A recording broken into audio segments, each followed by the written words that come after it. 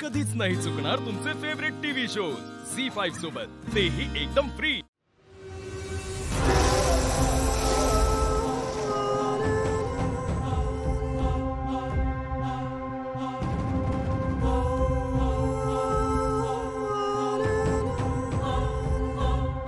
तो ध्वज म्हणजे त्रेतायुगात झालेल्या तहाचं निशाण आहे। विरोचक पुत्राने अकंपनने केलेली अक्षम्य चूक आहे ती। विरोचक कधीच तह करत नाही, विरोचक युद्ध करतो।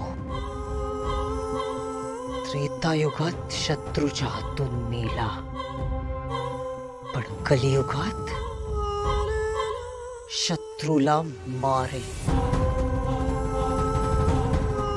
त्रेतायुगात माझा वध झाल्यानंतर भविष्यात देव आणि दैत्य पुन्हा समोरासमोर येऊ नये म्हणून माझ्या पुत्राने त्रिनयनेबरोबर तह केला होता।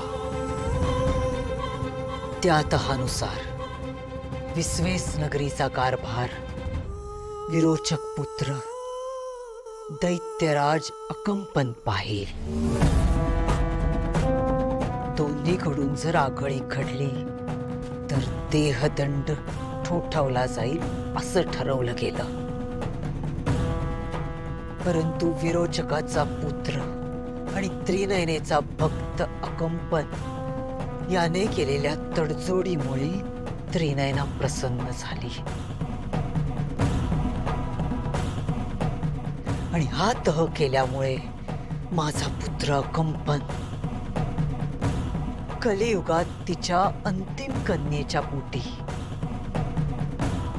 संतान म्हणून जन्माला येईल आणि त्रिनयना अशा रीतीने या तहाची पूर्तता करेल। परंतु हे ध्यानात ठेव, नेत्राच्या गर्भात पौर्णिमा नाही, अमावस्या वाढायला हवी।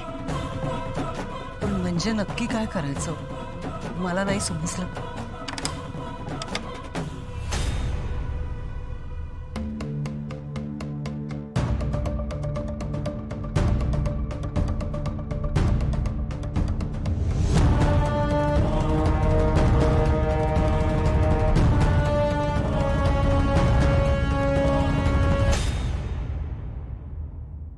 तो ध्वज आमच्यापर्यंत पोहोचवलास, मग त्याची राग का होऊ दिलीस?